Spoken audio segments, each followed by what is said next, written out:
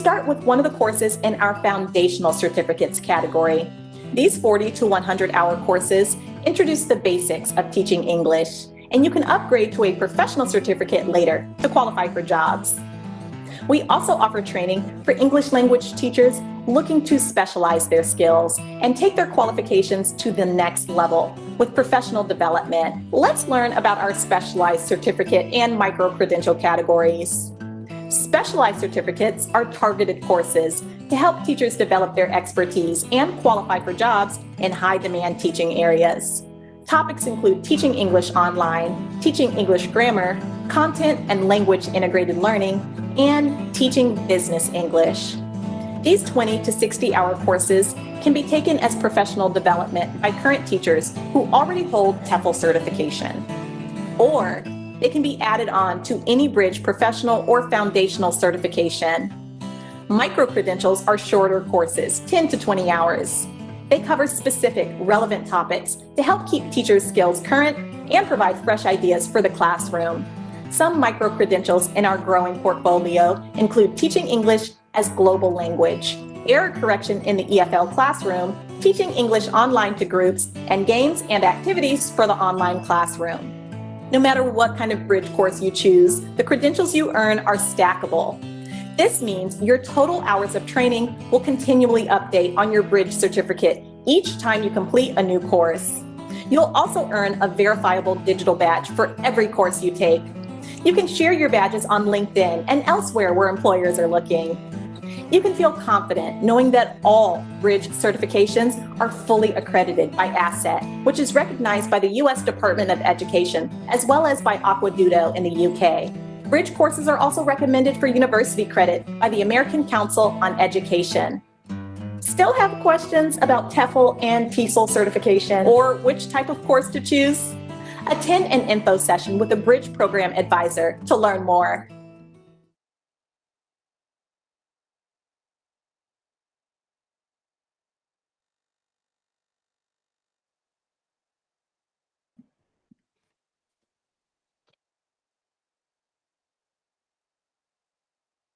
Muy buenas tardes para todos, sean bienvenidos. En breves minutos vamos a dar inicio a este gran evento de Bridge.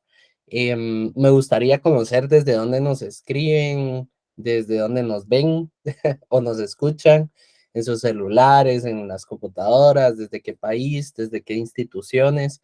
Para nosotros va a ser un gran agrado estarlos leyendo, estar viendo desde dónde nos están de dónde están participando. Así que para nosotros son bienvenidos los mensajes. Ahí en el chat pueden escribirnos si tienen alguna duda, si quieren empezar con algún mensaje, están súper bienvenidos a esta participación. Ya vamos a dar inicio con este gran evento para que...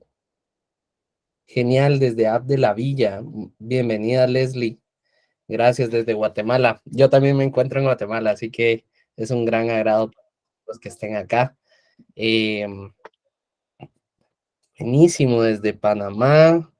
Por ahí también Panamá. Genial, genial, genial. Para nosotros es una gran alegría. ¡Wow! Se nos vino Panamá con ese calor tan rico que está en Panamá. Uy, qué buenísimo que están formando parte de este gran evento. Luisa, desde Honduras, gracias, bienvenida. Gracias, gracias.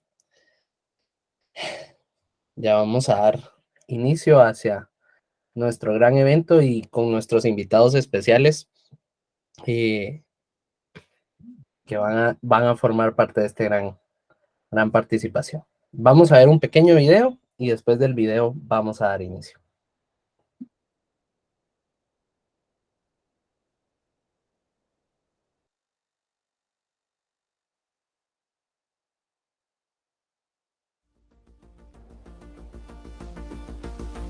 ¿Qué es exactamente EduTech? ¿Una empresa que desarrolla y distribuye software para educación?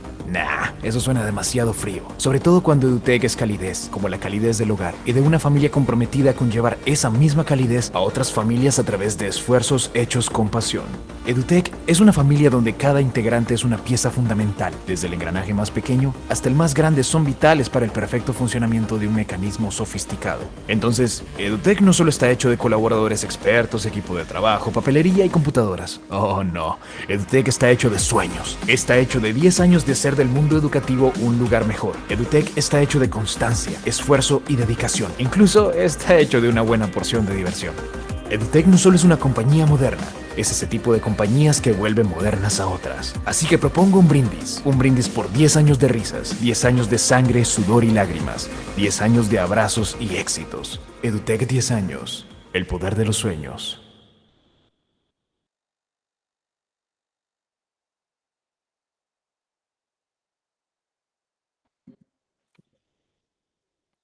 Buenísimo. Muchas gracias a todos por su participación. Por ahí ya están ingresando todos. Damos inicio con este gran evento. Para EduTech de Centroamérica es un gran placer tenerlos acá. Es un privilegio para nosotros que compartan un poco de su tiempo. EduTech cumplió 10 años de estar en el mercado educativo, conociendo, viviendo experiencias y estando al lado, hombro a hombro con las instituciones, con docentes, con esas ideas tan innovadoras que a veces se proponen, y pues EduTech trae soluciones para poder llevar a cabo proyectos desde pequeña hasta gran escala. Así que hoy en especial queremos presentarles una gran solución que permite siempre la continuidad, la preparación, la mejora de skills para la enseñanza hacia ese grupo objetivo que tienen todas las instituciones, que son los estudiantes, y obviamente el mejoramiento de la enseñanza en sus aulas. Así que sin más, me gustaría invitar a Víctor Cojulún y a Ana a que nos acompañen a escena. Así que bienvenida, Ana.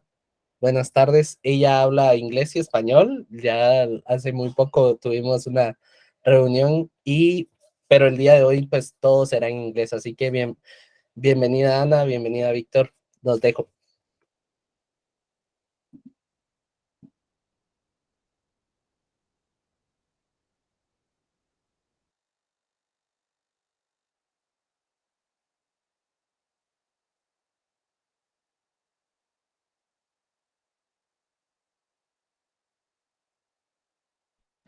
Perdón, creo que teníamos problemas técnicos, pero ya pueden por ahí activar. So, There we Víctor. go. Thanks. There we go. All Hey, Anna, right. how are you? Hey, good. Hola a todos. Como dijo Kevin, si hablo español, but I'm here today and we'll talk English. I'm jealous seeing where everyone is logging in from. I'm in Denver, Colorado in the States, and it's very cold. We've had snow today, so I sure would like to be in Panama or Honduras or something like that, but it's great to be joining you all. All right, fantastic. Welcome, Anna. We're glad to hear that. You're more than welcome to come visit anytime you would like.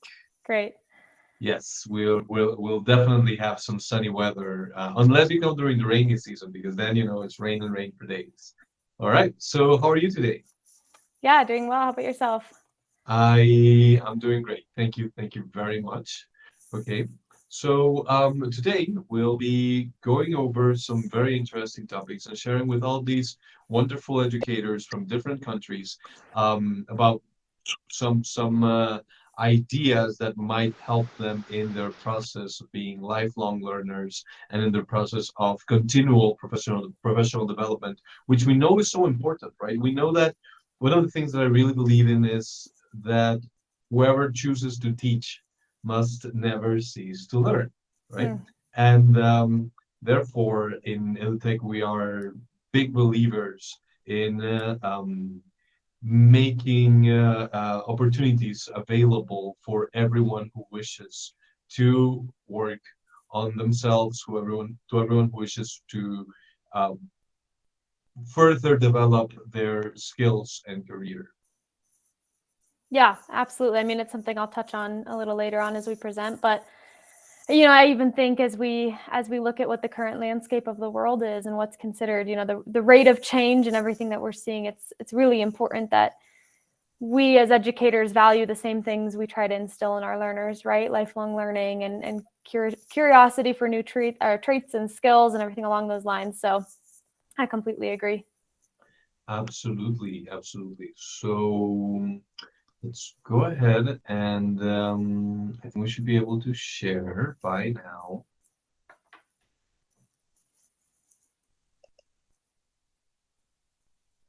Yes. There we go. Let's see. Oh, okay, hold on.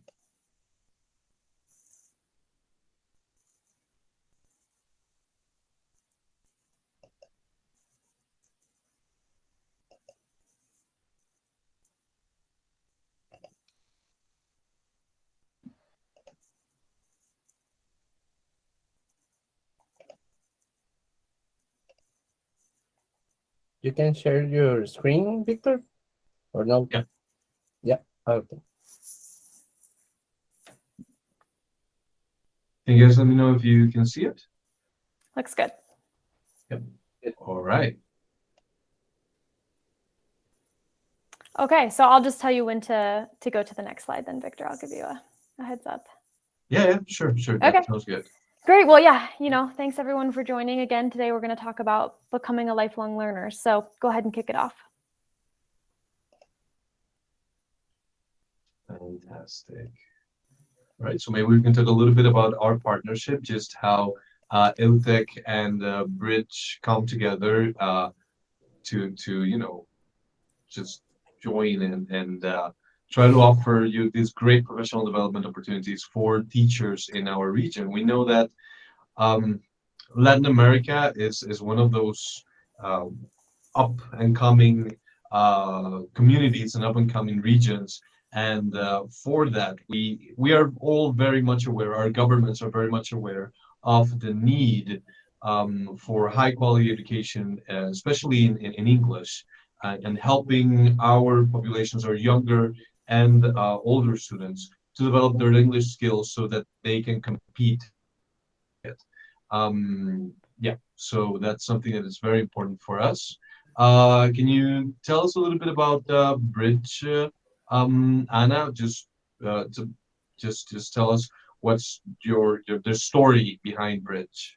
Sure. Yeah, absolutely. So Bridge is everything language. We're a language institute. We focus on both giving corporate English language lessons ourselves. Actually, our roots are in Latin America. So we were founded in Brazil and Chile, and we still have running offices throughout Argentina and Chile where we're doing online corporate English. But all of that to say, we're also very specialized in providing teacher training. So having been ourselves English language providers for over 35 years, we really know what it takes for teachers to deliver a class with excellent quality. We know what learners are looking for. And we also hope to support teachers, honestly. It's something that we've realized over time is there's always so much focus on the language learner, which of course is important, but a teacher's skill and growth and professional development and happiness matters a lot too. And so Bridge is really all about empowering English language teachers worldwide. So I'm based here in the US. As I mentioned, we have our centers in Chile and also in Argentina. But then past that, we're training teachers in over 140 countries worldwide. So we are really, present throughout the world in terms of English language teacher training. Fantastic. And I think that global approach is just wonderful. Okay, so thank you very much. Now, should we go ahead and start talking about lifelong learning? What do you think? Yeah, go ahead. Yep. All right. Okay, so I'm going to start off this session today by posing kind of an open question, but I want to know for the participants here, do you think you're a lifelong learner? And so according to Emeritus, they describe lifelong learning as the ongoing, voluntary, and self-motivated pursuit of knowledge for either personal or professional reasons. It's important for an individual's competitiveness, employability, but it also enhances social inclusion, active citizenship, and personal development.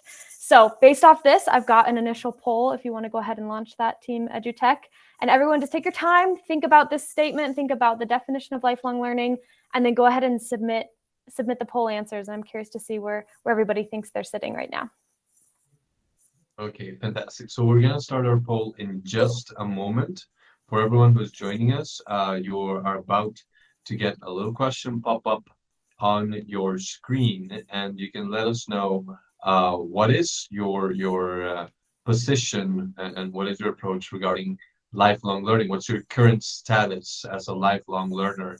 Um, and yeah, just how you live this this practice that Anna was mentioning. Sorry, give me 1 second for the poll, please. Absolutely. Hi, Victor. Hi, Anna. How are you? Hey, Freddie, how are you? Hey. I was out there just ready. Before Kevin brings the pool in, I want to do like the introduction, so everybody understand how important is this relationship, this partnership with Bridge, because sometimes there are many solutions of a great level out there, but we can find it. There is very hard to understand or to find out how I, as a teacher, can improve my the way I teach. So what we want here is that you guys can have the necessary tools to get ready for that learning path or career on your English teacher runway, right? Because I was talking with Victor and with Anna in the days before that usually there are a lot of type of English teachers, right? Teachers that learn English and they never studied to be an English teacher, or teacher that start a career. But with Reach, we really have great opportunities of getting our career path and develop very, very good qualifications to teach English, right? So I just want to bring that up before you guys jump in to the topic that we have today. Thank you, Kevin. I think that we're ready with the poll, right? Yeah. Yes. Great. So I thanks for that, Freddie. Yeah, go ahead, Victor. No, I already answered. What about you, Anna? The last form of learning that I completed was that I completed a course. Okay. We have internally, we have a platform where we can access some really great courses. So I just try to somehow find the time to work on that. What about you? What was the last form of learning you completed, Anna? Yeah, good question. I think it was reading. I'm a big reader. I think I read a book about best business practices around creating teams and teamwork and collaboration, kind of in a professional setting. So, but all that to say, I'm also a huge fan of like short, very very tangible and practical learning sessions online, whether it be an online course or I love just even webinars or going to online conferences as well. So I kind of take it in piecemeal wherever I can get it, honestly.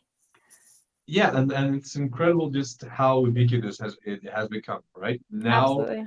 there's apps for it. You can go into YouTube and just get a little bite of something, and it's just everywhere, right? There's a lot of learning opportunities, these micro learning opportunities, and even in TikTok and platforms like Yeah, that, right? totally. Absolutely. Yeah, Okay. yeah. Can you publish the results of the poll, or is there a way that I can see where everyone's landed? Yes. So far we have okay. We're looking at the results, right? Yeah, looks like we don't have too many votes yet. Everyone, if you want to go ahead and vote in the poll, on the bottom of the toolbar, next in the bottom right corner, there's three shapes, like a triangle, a square, and a circle. If you could click there and then navigate to the poll section, that's where you're going to find it. So if it didn't pop up for you on the screen, try to navigate over there. I'd love to hear some responses. Looks like we have 5, 8, 9 votes. So we clearly have more people, 96 in the session. So go ahead and see if you can answer the poll for us, please. That's right. We're gonna send out a micro learning on how to answer polls in Google Meet. So definitely completing a course from what we have, it seems to be one of the most popular ones. We also have some people who have been, reading books or articles. Definitely, I'm also a big reader, and I do enjoy reading. But sometimes I find that sitting down and just grabbing a book is a little bit more challenging with hectic schedules these days. Yeah, absolutely. No, yeah, this looks good. I'm seeing a lot of people coming through attending conferences or learning summits. Surprised I don't see more votes for community of practice, learning clubs. That's obviously always pretty popular with teachers. So, please, if you've been able to share in the poll, or you want to just throw it in the chat, let us know what kind of learning you're doing recently, and what type of platform you like to use. I think we're ready to go to the next slide, though. Okay, wonderful.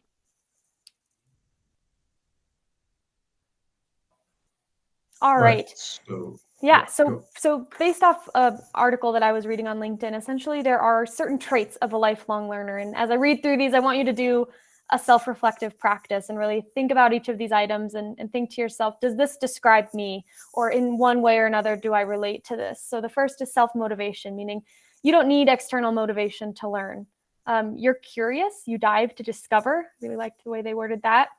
Ownership. So you take ownership of your learning with books and websites and courses and videos and journals, articles, etc. You're collaborative. So you're part of a knowledge network or community of practice. You take risks, right? So fear of failure doesn't deter you from your learning. You're agile. So you have an opportunistic mindset, meaning that, you'll take a learning and you'll apply it one way or another. Again, then application. So you put your knowledge into action. It's one thing to learn it, but then it's one thing to try to actually instill it as a practice in your life, right? Personal or professional. And then also the willingness to unlearn, which I think is really interesting, which is the idea that you need to have an open mind, right? Like you may not always be correct, and some of the biases or things that you held in your past may change as the world changes or as you learn new things. So just being open to change. So I'm curious, in the chat, everybody just let me know, is there one single trait of a lifelong learner that you think best resonates with you? For me, I think it would be collaboration. I definitely love brainstorming ideas with my peers and having learning sessions with other groups. Going to events and conferences, doing stuff like this totally energizes me when it comes to learning. So please, in the chat, let us know if there's anything here that really resonates with you. Absolutely. Do you feel that there's one of these traits that you mentioned that one of your strong traits is collaboration. Do you feel there's one of these traits that you feel you could work on or develop further? I think for me, sometimes one of the things that is difficult is a collaborative part. Okay. I like to read a lot and I research a lot and I have all of these notebooks and digital whiteboards with this whole bunch of ideas, but sometimes I have a hard time just socializing them and just sharing them with other people of my team. Do you have any traits where you feel you could develop further? Yeah, that's a good question. I think, so I'm getting a little bit of feedback here. I think for me, probably application, but I would say like application in a creative way. I think sometimes when you read something and you learn, it becomes very black and white. Okay, this is what I learned. This is how I should apply it. But I think if you really dig deep, I'm always finding other ways to apply something I've learned that I didn't read at face value, during the learning, or that maybe I didn't think was an application before. So that's one I'm always looking for growth on. I see Leslie let us know self-motivation, collaboration, application, willingness to unlearn. That's awesome. Sounds like you relate to a lot of the traits. Israel is self-motivation, collaboration. Sorry, Anna and Victor. Juan Diego is participate. Yeah, Juan Juan Diego. Diego. I think Juan Diego wants to share something, right, Juan Diego? Yeah, but the thing is, we can hear you, Juan Diego. Your microphone is just kind of noisy, so there's no way that we can hear you right now. Okay. Maybe Juan Diego Yeah, can write something that would on be the great. chat. Yeah, as questions There come seems to be up. something going on with his audio. Yeah, as questions come up, throw them in the chat would be ideal. No, we can hear you, Juan Diego. It's kind of problem.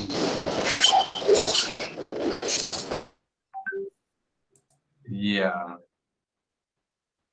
Technology is great until it decides to stop working, right?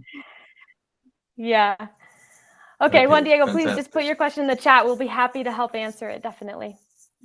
Okay. Yes. All right, let's go ahead and go to the next slide, please, Victor. So I want all of this to come to mind because the honesty is truth is now. You know, I go to attendance to events and I'm attending, webinars as I'm doing all my learning. You know, we are always hearing the buzzword of the 21st century, but it really strikes me that like we're 23 years into what we call the 21st century, right? It's 2023. And so it's no longer like we're planning ahead and preparing students for what could be in however many years. The future is now. And so this, I think, is a really powerful quote from OECD. They're a group that does a lot of research around 21st century skills and future-proofing education. And the age of accelerated technological innovations, such as cyber physical technology, social media, AI, robotics, Internet of Things, 3D printing, right? The list goes on. Innovations bring both opportunities and challenges. So we have another poll up. Please go ahead and try to navigate over to the polls and complete this next poll, which is poll number 2. I'm really curious to hear when the last form of learning you completed was. So take a look in the polls and see if you can go ahead and get that going.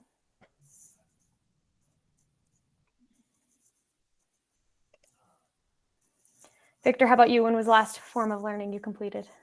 The options are this month, this year, 6 months ago. I am about to complete a course Okay. from something I'm taking at university. So I'm gonna write it off as this year. I'm gonna write it off as this year because I finished this Saturday. So I'm gonna be a little bit lenient with myself on that.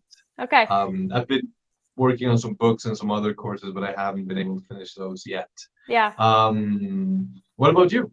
Yeah, I think I just finished my book last month. So we'll say this year, but not this month. I'm seeing everybody coming through. We've got, it looks like a good chunk of people saying this year, a couple for this month, 6 months ago. I'm really pleased to see that nobody's saying more than a year ago. It doesn't necessarily surprise me. When we've got teachers in the audience, I always notice that people are definitely sharing they've had more learning. So that's wonderful. Keep coming in. And again, in the chat, feel free to share what kind of learning you're doing. And again, when you last completed it. And I think, Victor, we can go ahead to the next slide. Sure.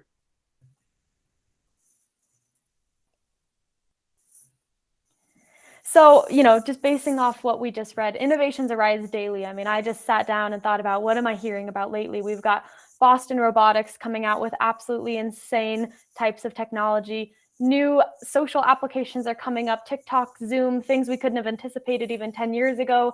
Graphic design creators like Adobe working with Google Drive. Of course, ChatGPT is huge right now. So looking at OpenAI, that's coming up a lot. 3D printing in the medical area, video calls. I mean, the list goes on. I think anyone who started their teaching career even 15 years ago is looking at these things, and it wouldn't have even been on their radar in terms of something you would have to prepare for yourself to teach about or prepare your learners for, let alone manage in the classroom. But these things are starting to come up for teachers worldwide. And so just want to plant that seed that the truth is innovations arise daily. And I'm really pleased to see that so many teachers in the audience and audience participants are doing lifelong learning on a consistent basis, within 6 months, because the truth is if you sit it out and you don't consistently learn, it's really quickly how fast things can evolve past maybe what you know. I think we're ready for the next slide, Victor. Yeah. Exactly. And it used to be that you could just, learn or go to university, get your teaching degree, and you could just stay with that. And you wouldn't have to necessarily worry so much about staying up to date. But these days, you have to stay updated, right? You can't just stay with what you've learned in university. You can't just stay with what you were taught a couple of years ago because knowledge becomes outdated very, very soon, right? Yeah. Oh, absolutely. And I think part of it too is as educators, we have a bit of a responsibility to be preparing learners for that, right? So here's a question as well. Do teachers need to be lifelong learners? So I put a statement up there, I'll read it, and then I'd love for everyone in the chat to let me know what you think, why or why not. So do you think teachers can prepare learners for employability and success in the future without being lifelong learners themselves? And I'm curious to hear what everybody's thoughts are. Go ahead and flesh it out in the chat, and I'll be excited to read what you think.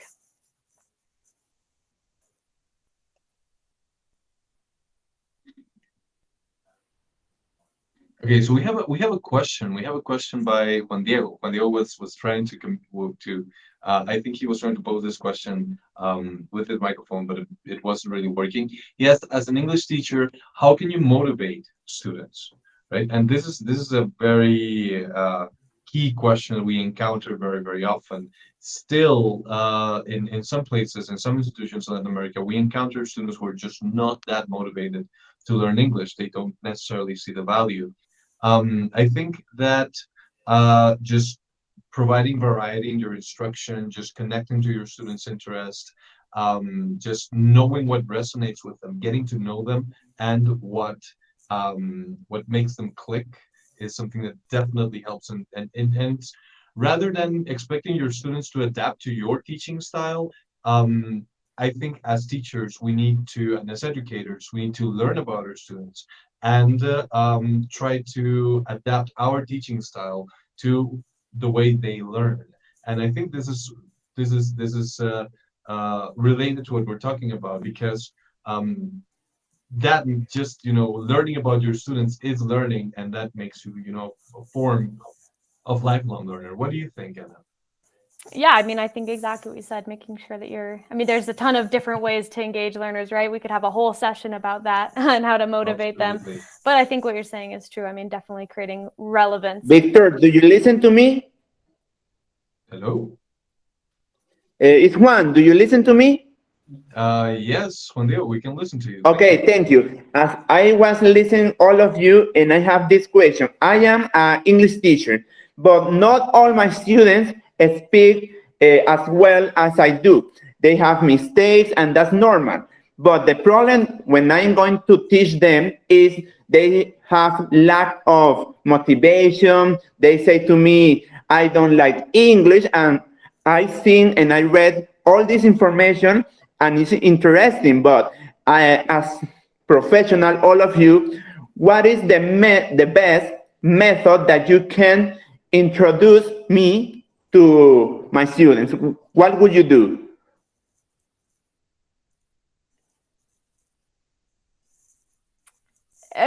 So sorry, let me just make sure. I think exactly what Victor was mentioning. I mean, creating relevant activities. There's a lot of tactics around creating student motivation and, endearing yourself as a teacher to your learners to make sure that you're sharing content that is relevant to them. I think that's probably one of the biggest things. So,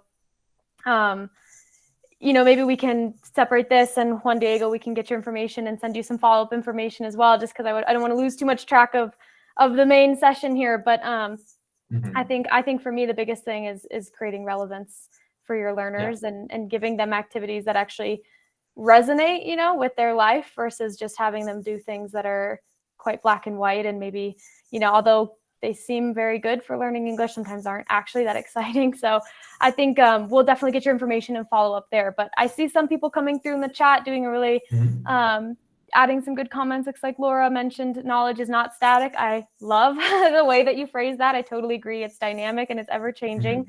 Leslie mentioning that, yep, they think that you need to be a lifelong learner as a teacher so that you can prepare students for what's new. Super true. And to help them develop skills to change in time. I agree. Ursula saying, teachers are like doctors, lifelong learners. I love that too. I think it's super true. Looking for new ways to teach the same topic in a different way.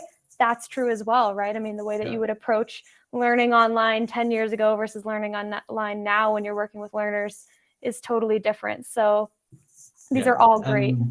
And also, I'd like to invite our teacher community that is connecting. If you have any ideas to help Juan Diego with the challenge that he was posing, we have around 100 teachers right now. And I think that if anyone can share anything in the chat to help Juan Diego with his peculiar situation, I think it's something that we've all encountered. We've all encountered, these groups that, you're doing your best, but sometimes they don't necessarily respond to what you're doing. So, I think it'll also be great. And Ursula was saying, that, she added that, because of these reasons, we need to learn new ways, and they're always looking for new ways to teach maybe the same topics. We want new ways to teach them, new ways to present them, and to make them relevant for our students. And that way, we're always innovating as educators. Juana mentioned that it's important to be a lifelong learner because every day we face different situations, and it's necessary to acquire knowledge to make it to really face the challenge and really connect with our students and help them just discover and expand their skills. Yeah, absolutely. I think all of that is exactly what I would have said. That's really well put. All right, you want to go ahead and continue? Yep. So now we're going to work on a few knowledge tests, and these are really pivotal that you toggle over to the polls tab and please answer the questions in the polls, okay? So this is knowledge test number 1 for you teachers out there. So English remains the world's lingua franca, and the British Council estimates that there are now 1.5 billion English language learners worldwide. This comes from ICEF. So I have a poll related to your knowledge on the idea of English being a lingua franca. And honestly, this is something coming from Bridget's perspective in the teaching training industry and just the language learning industry is snowballing in terms of popularity, and it's really becoming a revolution, which I'm excited about because I believe it's a really good change to embrace in the global learning sector in terms of our approach towards teaching English. So everybody toggle over to the polls and please take just like a minute or two to answer the third poll question. And then we're going to see how everyone's knowledge is on this topic. Okay, so the question is, which of the following is not an effective teaching technique for preparing learners to speak English as a global language? Okay, so this is very, very interesting, and it's a knowledge test. I bet our attendees were not expecting on getting tested on their knowledge, but it's always good, you know, that just like it's important to be always lifelong learners and to remain lifelong learners, it's always important to, you know, test yourself and test your knowledge. So I think that's great. Yeah, absolutely. Okay, I'm going to give everyone just 30 seconds more. I only have 2 votes coming in. I know you're all here. Please toggle over to the polls. I want to hear from you for your answer for this poll. Okay, we have a few more coming in. Nice to see. Okay. All right. So go ahead and go to the next slide if you would, Victor. Let's go. So the one that doesn't belong is the last one. And I see it looks like the audience is mostly getting this right. There's a few people thinking maybe number 1 doesn't belong. But the truth is that explaining that a British or American English accent as the agreed English pronunciation is something that's becoming a thing of the past, which I think is really honest. And the truth is that when you think about the concept of English as a lingua franca, the idea is that your students can communicate and that realistically, let's say you're training someone to work using their English in a business setting. When you're looking at who they're going to be talking with, you know, let's say it's an Indian businessman talking to a Polish businessman. Realistically, they're going to be conversing in English. And that's the idea of English as a lingua franca, right? That's the idea that as long as your students can be understood and they can understand other accents. Imagine if you only set them up for success to understand an American accent and they show up to a business meeting and someone has an accent from another part of the world. You still want them, bottom line, to communicate in English. And that's really the idea behind this. So again, I was mentioning this is becoming a really popular trend, but even more than a trend, it's really a movement. And we have a course that talks towards this. So if it's something that interests you and you want to learn more about really preparing your students for what is, in my opinion, a 21st century skill, which is using English as a lingua franca, this is a really interesting course to take. Yeah, absolutely. And there's still a lot of focus, I think. It's rising. It's a rising movement, as you mentioned. There's still, you know, some more classic approaches where, you know, we teach around the native speaking characteristics of language, but I think this makes a lot more sense. How long has it been since non-native speakers outnumber native speakers? Several years, right? Yeah, and it's only projected to grow. So yeah, totally. Okay, let's skip to the next slide, please. Okay, so here's the next knowledge test. So first of all, I'm going to start with opening it up, letting you know that the potential growth for the business English language training market between 2021 and 2026 is 7.2 billion USD. So that's going to show that, you know, out of all of course, there are many industries within ours, which is English language learning, business English, corporate English training specifically is really on the rise. And so we have a lot of students demanding this. We have a lot of teachers wanting to learn how to work with business English or corporate English students. So poll number 4, another poll question, another knowledge test. We want to know which of the following responsibilities isn't expected of a business English teacher. So go ahead and navigate over to the polls, and please take a minute or two here. I'll wait while you answer the question, and let's see what comes forward. Go. So 7.20 billion. $7.20 billion in the global market. That's the expected size of the market. Yeah, that's the growth between 2021 and 2026. That is huge. Huge. And for comparison, do we have an idea of what it looked like, some time ago? I don't have the numbers exactly, so it would be hard to say, but this is specifically within the English language training industry. Of course, you have academic English, which is always growing, test prep English, always growing, but Right. business English, as it's intrinsically tied to globalization, English as a lingua franca, etc., is really growing, at a very fast trajectory. Okay, Yes, looks like we have a few poll votes coming in. Give everybody just a minute more. Okay, yeah, we only have a few votes here. Come on, guys. We Latin Americans, we have a reputation for being we participate a lot, and we like to interact a lot. So tell us what you think. Which of the following responsibilities isn't expected of a business English teacher? Okay. Share your thoughts with us. So far we have 10, Good, 11 okay, votes. we got some more coming in, Yeah. 11 votes. Uh-huh. All right, go ahead and go to the next slide. Let's reveal the results here. All right. So Aha. this looks like it was very close. It looks like certainly a good number of participants today recognize that number 3, having some experience in the student's industry to plan lessons and content isn't usually expected of a business English teacher. But growing in popularity is number 2. So as we've been working with more businesses ourselves and employee sponsors, and also having trained a number of business English teachers and specializing in this, more and more we're seeing a trend that data matters, right? And not just data from a language institution, but data that a teacher can provide. So it is becoming increasingly popular that teachers are compiling numeric reports, whether it be grade reports, whether it be participation, attendance, score, language level growth, lots of different items.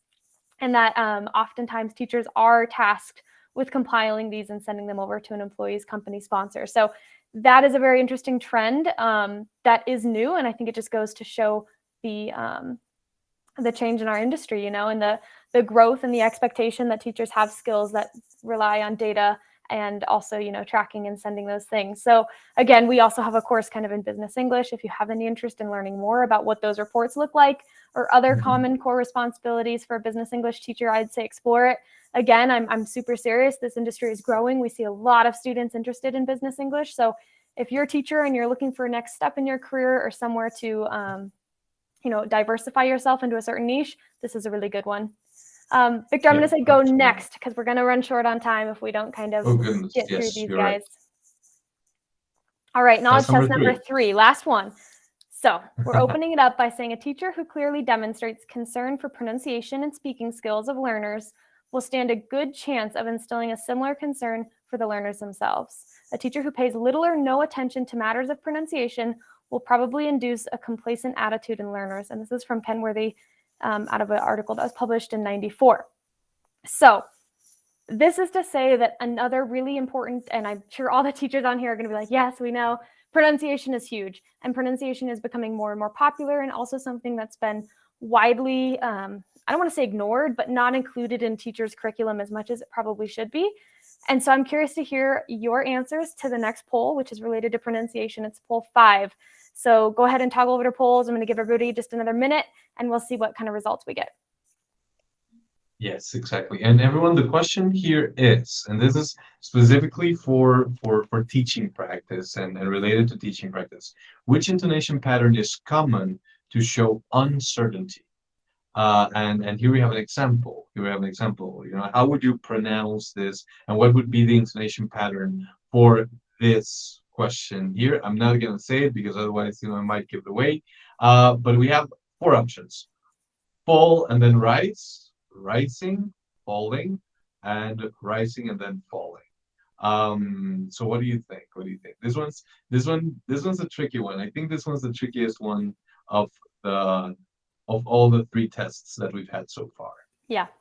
All right, we already have some answers. Just a hand, just coming through. a few. I'm gonna give you 5 or 10 more seconds to figure out your answer.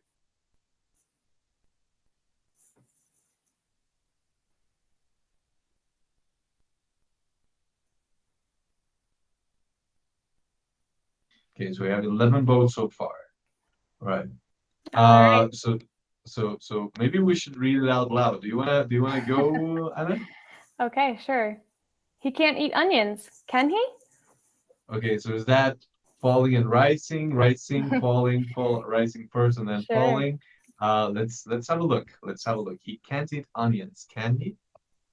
And that is first fall and then Yeah. rise. So it looks like the majority of everyone got it right, which is great. And this is just one of those examples where we're finding more and more, you know, your knowledge and confidence in pronunciation. You know, I see Juan mentioning it now. Yeah, it's super important to practice, and understanding how to identify these things is what makes you an effective teacher in a pronunciation classroom, and understanding how to communicate these with your students and giving them tools is really, really useful. So I think we're ready for the next slide, Victor. So, okay, thanks everyone for your participation. It was really fun. I love doing these kind of things, especially when we can get everybody engaged, because again, I like collaboration when I'm learning. And so I love hearing from everyone and being able to participate in something like this. So I'm just going to have a few more slides here to share with you all, and then I'll pass it back over to EduTech. But just to give you a little more background, I know at the beginning I mentioned who Bridge is. So we are a language institute. We provide corporate English language lessons ourselves, and then we are a English teacher training certification provider. So we are backed by Asset, which is out of the US. It's part of the US Department of Education. It's recognized by them. Also Aquaduto, which is in the UK. So really, we've been established in our industry for 35 years. We've trained a large number of teachers. You know, I think over 70,000 teachers have come through our courses, again, in over 140 different countries. So that's another thing I love about the collaborative aspect of learning, right? You would never know that maybe a teacher in Vietnam is going through a very similar situation to a teacher in Panama. And it's really fun to talk about that and collaborate, because there's a lot of ideas that happen around the world, but sometimes they're siphoned and there's no one central place. So all that to say, we have affordable and internationally recognized teacher training programs for, again, global English teachers, and we are institutionally accredited. So certifications earned through Bridge are recognized globally.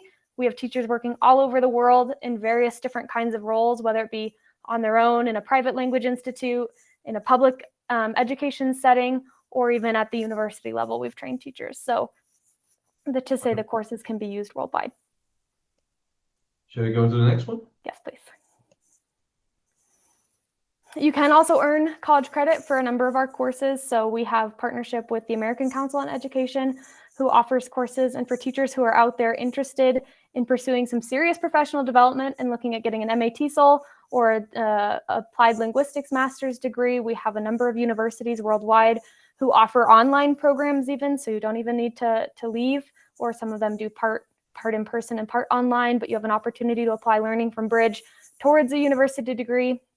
And then also all of our courses are approved for continuing education units, which is recognized in the US as something for licensed teachers. So if you are needing to showcase that you have continual learning to maintain any kind of status, a lot of teachers use our courses for that. Great. So again, it's really the idea of certifying your teaching journey and learning for every stage of the way. So we work with teachers who are brand new to teaching, just before they first step foot, all the way to teachers who have been in their careers. 30 plus years we've worked with teachers who have a lot of experience, but recognize that, you know, lifelong learning matters, and that they have to understand how to teach using podcasts in the classroom, or things that really wouldn't have existed even when they got their master's all those years ago. So it's really a pleasure working with teachers throughout their journey, and our certifications are comprehensive. So no matter how many courses you earn through Bridge throughout your history with us, your certificate's always going to update to show all of those courses and a true statement of your learning experience. Okay, wonderful. So I'm just going to walk everyone through quickly our certification buckets, because I think it helps you understand maybe where you fit in or where you could highlight different programs for yourself. So we have professional TEFL and TESOL certifications, and these are really comprehensive. So they cover a lot of curriculum, core methodology, assessment in the classroom, things that every teacher should have mastery of, right? They also meet most international standards for employment. So if you're someone who hasn't earned a professional certification, Victor was saying, we know a lot of teachers end up in this industry because you speak English well, but maybe you need to still have some recognized credentials so that you can continue your job prospects. These are really great options for you. Also, this is where our IDEL online course fits in, and that is the one that transfers to universities. So if you're someone who's interested in transferring to an MA or pursuing a larger course that's going to transfer for college credit, our professional certifications are a great way to go. Great. Okay, we also have our specialized certificates. So these really highlight teaching practices and methodologies that are very unique to niches, is how I like to say it. So from teaching English online to teaching young learners business English, as you guys heard me talking about today. Also have courses in CLIL, which is a bilingual methodology. So after you have your core and you're looking to start to specialize, whether it be to better serve your learners or to try to pursue a new career trajectory. Again, maybe you want to break into teaching business English. These are a great way to go because they're going to give you the skills that you need to work specifically with that learner group. But they also give you the credential on your resume to say, I've got the skills and the training to do so as well.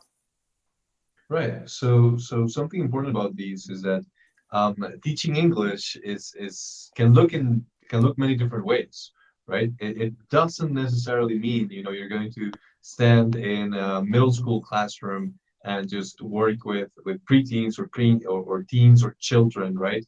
There are many different ways in which the profession can look like, and it's very flexible actually. Yeah, absolutely. And at a certain point, it's good to specialize, to be a jack of all trades, master of none is great. But at a certain point too, you can really change your students' lives if you have some skills that really are going to be more effective in the classroom with them. And you can change your career trajectory as well if you earn some of these certifications and know some leveraging points, right? To say that I am a master of business English or CLIL or whatever you're looking to do. So definitely. Absolutely. And this can really look good on your LinkedIn page. Yes, so absolutely. So then, I also share that we have our micro-credential courses, and these are my favorite ones for practicing teachers because they're 10 to 30-hour programs, and they're even more niche. So these are coming in and you're looking at things like teaching English as a global language, error correction, pronunciation, video and podcasts in the classroom. We have quite a few different topics within this. TOEFL, IELTS. We just recently on Monday launched a course on teaching Pearson PTE test prep, which is totally growing. We're hearing a ton of learners looking for preparation for that test. So this is where I think teachers should come if you're looking to very, very regularly kind of just add something to your resume and honestly look at the new and exciting trends in our field because they are up and coming always. And so we have a really good initiative to make sure that we're putting these forward for teachers to feel prepared all along the way. Right, and just a quick question about these, the format of these courses. We know that teachers are, we're very busy. They're very busy professionals. That they are always, sometimes they're working more than one job, more than one teaching job in different institutions, or they're doing tutorings, or sometimes finding the time for this is kind of challenging. Is this something that I can or a teacher can do at their own pace, or do they have like a fixed schedule that they have to complete it within? How does this work when you're actually enrolled in these courses? Yeah, and I think Victor, if you go to the next page, it's a great lead-in. So our courses are all 100% online and they're self-paced. So we totally understand that teachers are busy. We know teachers are usually too busy. There's a lot on everyone's plates, but also that you have families and personal lives and that, fitting all of this in and being, going and doing professional development or being a lifelong learner takes time. And that's where our courses, yeah, they're 100% online. There's no set schedule. So you just log in when you're able to log in and work. Most of them have a 3-month time limit. Honestly, we see teachers complete them in closer to a month or month and a half, so long as you're, working relatively diligently and don't forget about the course. So they're also start at any point. So as soon as you're ready to tackle it, you can get going. Qualifications, we just ask that you're above the age of 18 and that, we don't ask to document anyone's English level. Obviously, you're English teachers. Our courses are in English, but if you have an English level higher than a B, you're good to go. And then you can take multiple bridge courses. A lot of teachers, in fact, do. So that's one thing about our programs is that they're really supposed to be for you to pick your learning path. And so we have a lot of teachers who might take our teaching business English course and then take a micro-credential in pronunciation so that they can focus on presentation skills for corporate English students, for example. So there are a lot of ways you can really hone in the skills that you're looking to get and combine different courses and earn certifications that back your skills and give you, practical tips for the classroom. Fantastic. Any certificate earned from Bridge, you receive a PDF, a digital certificate that's also verifiable through our third-party system. So that's something that you can provide to your employer, to other people if they want to check your credential. These certificates list, of course, accreditations and affiliations. And as I mentioned earlier, they're dynamic. So the more courses that you take, the more hours get added on. Right, it just updates. Okay, it's really, really wonderful. All right. Great. This is another thing that I'm personally very excited about. We've been running this for a few years now, but we offer digital badges. If you are out there in the education world, maybe you're starting to see these take off. They are becoming very popular. Again, another case of new technology, blockchain technology on the market. So what these do is basically it's a unique credential gifted to you after you complete your course, and it has a unique blockchain technology attached to it. So when you share it to your LinkedIn or include it in your email signature, it's verified that it belongs to you and that you, the learner, earned the credential. So you have, of course, a PDF certificate, but if you're looking for a more dynamic way to share your credentials, digital badges are amazing. You're going to see them now that you've seen them here. If you haven't before, you're going to start seeing them on other people's LinkedIn profiles and stuff. They're really becoming very popular. So we issue digital badges to help teachers really showcase their skills and leverage, different platforms to have verifiable, learning credentials. Great.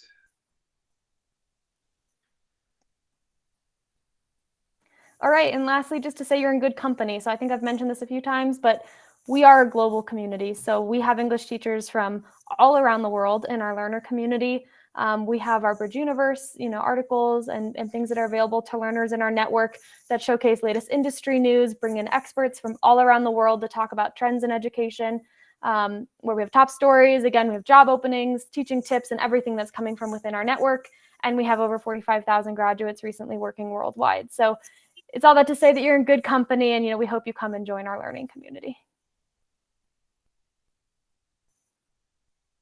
Fantastic. So here comes a very interesting, like a juicier bit of information to everyone who has stayed up until this point of our session today, and that is that you can apply for a 10% off in any of the TEFL and TESOL certificates if you contact our team and you tell them that you attended this session. Maybe we can get a little bit more info on that. How can they reach us, Kevin, Freddie? What would be the best way to reach out to us and get in touch so we can set you up for your certificate, for your Bridge certificate? Okay, thank you, Victor. Thank you, Anna. That was a great conversation. I think we can spend the entire evening talking about how a good English teacher can increase his level and how he can improve the way he teaches English and make the students feel comfortable, right? Now I'm going to switch to Spanish in order to close this area. Thank you very much, Ana and Victor. Okay, teachers. Realmente para nosotros esperamos que esta información haya sido de calidad, siempre tratamos de buscar que nuestros webinars, que nuestros eventos tengan algo que ustedes hayan aprendido. Entonces quiero invitarlos a que pongan en el chat ¿qué aprendieron del webinar? ¿Algún tip o alguna técnica que ustedes hayan aprendido, que les haya gustado, que hayan adquirido hoy? Porque realmente sabemos que uno de nuestros principales objetivos es poder darles herramientas para poder desarrollar sus habilidades.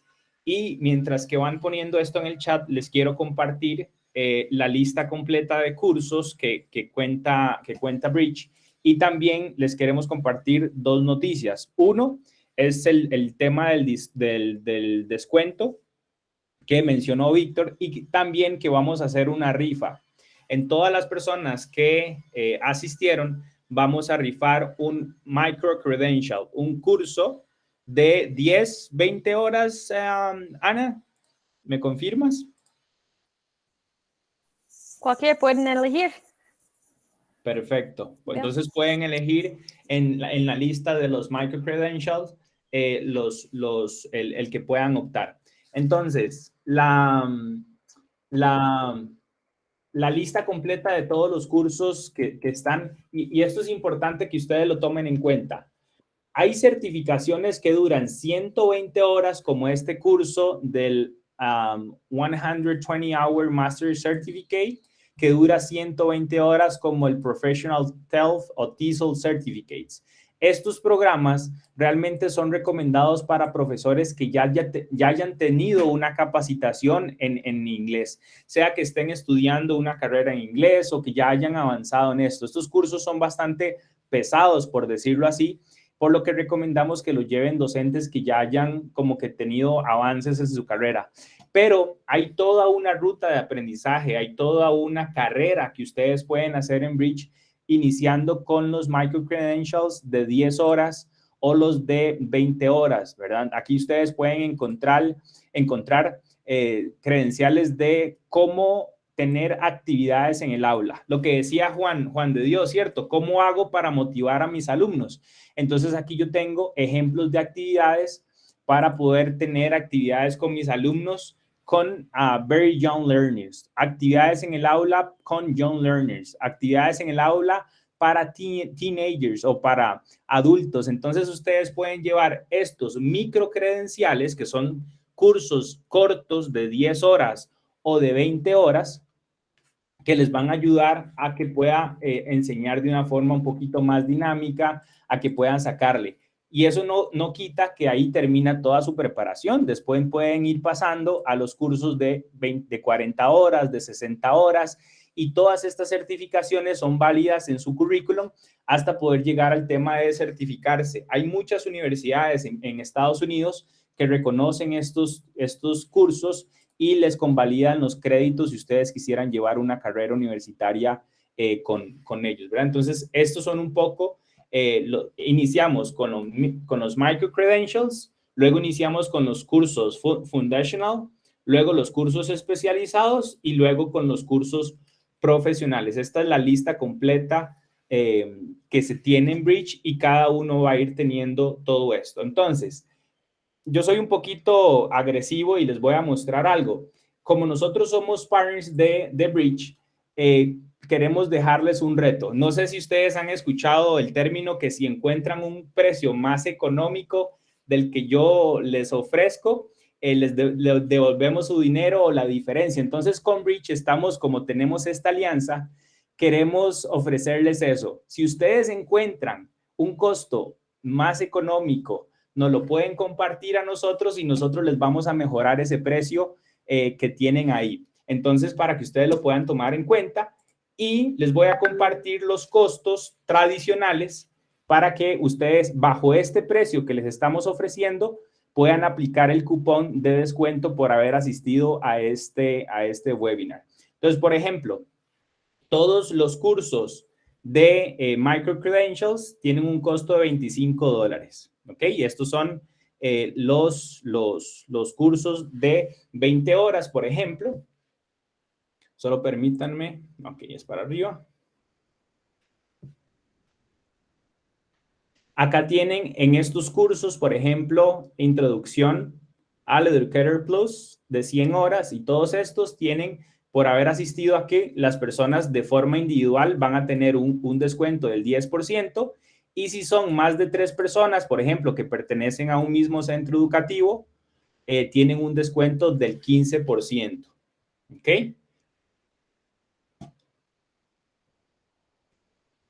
Entonces, el siguiente paso sería que ustedes puedan llenar el formulario de interés para que los especialistas de cada país les puedan contactar y así poder ayudarles a ustedes a poder obtener su cotización. Y también le doy el tiempo a Kevin para que pueda hacer el tema del sorteo.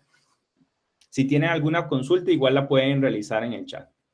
Buenas tardes a todos. Gracias, Freddy. Gracias, Ana, Víctor, por su participación. Creo que es importante recalcar que al final nosotros, como decía Freddy, la alianza que tenemos es muy importante con Bridge y van a poder obtener toda la información necesaria. Tenemos asesores en Panamá, así que no se preocupen. Por ahí les va a estar contactando Anthony. El requisito para la firma va a ser el siguiente: llenar el formulario de interés donde ustedes se van a poder registrar y automáticamente van a obtener 3 cosas. El 10% de descuento en su licencia individual, en el interés si lo quieren hacer, el 15% para su institución si contratan 3 licencias o más para sus profesores. No necesariamente tienen que ser de enseñanza del idioma inglés, solo tener cierto nivel de inglés. Eso sí, pues obviamente lo piden de requisito dentro de algunas certificaciones.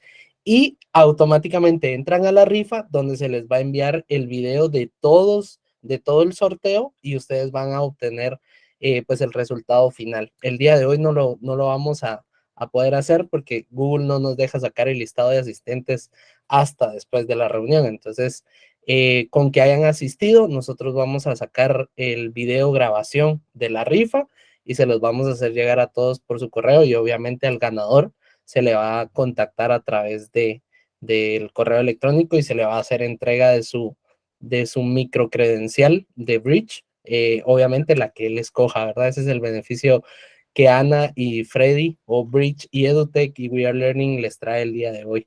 Así que para nosotros fue sumamente especial, como dijo Freddy. Ahora hablemos, pues nos toca hablar un poquito en español, pero ahí les dejo otra vez el link para que dejen toda la información. Nuestros asesores seguramente los van a estar contactando dentro de las próximas 24 horas, o sea, prácticamente el día de mañana, para que ustedes obtengan esta información de primera mano.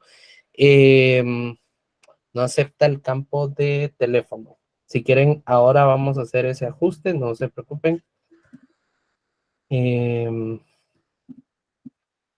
Solo tienen que seleccionar el país en donde están, desde donde están escribiendo para que puedan registrar su número de teléfono. No sé si con eso se podría. Correcto. Es correcto, el formulario pide que en la bandera que están elijan su país y luego de eso ya les va a permitir poder enviarlo. Sí, así es. Muchísimas gracias. Gracias, Laura. Sí, seleccionando el país y ya con eso les permite enviar sus datos. Así que muchas gracias. Para EduTech de Centroamérica fue muy especial, para We Are Learning y seguramente para Bridge en representación con Ana. Para nosotros, pues siempre es importante. Les quiero compartir nuestra página de eventos. Próximamente vamos a tener un evento muy, muy interesante para que ustedes puedan asistir, que se llama, el evento se llama Calentando Motores. Ahora les muestro aquí la página. Se llama Calentando Motores, potenciando nuestras competencias docentes. Este sí va a ser en español. Es un especialista español quien nos va a impartir este gran tema. Faltan 5 días, es el 16 de febrero a las 10 horas de Centroamérica, menos 6, si lo queremos ver así en cuestión de horarios, y se van a poder registrar en nuestra página de eventos. Así que cordialmente invitados.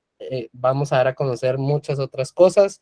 Les dejo por ahí el link de la página y cualquier cosa estamos para servirles. Muchas gracias por su asistencia. Freddy, Víctor, Ana, gracias por su participación. Estelares como siempre. Gracias, que le vayan bien. Muchas gracias, Ana. Víctor. Ciao. Thanks, everybody. Bye. Nos vemos. Feliz tarde a todos. Vamos a dar breves minutos nada más para que puedan darle clic ahí a los links, al formulario. Si alguien tiene alguna duda ahí en el chat, puede dejárnosla, no hay ningún problema. La verdad, muchas gracias por su asistencia. Así que nos vemos. Feliz tarde. Que tengan buen día para todos.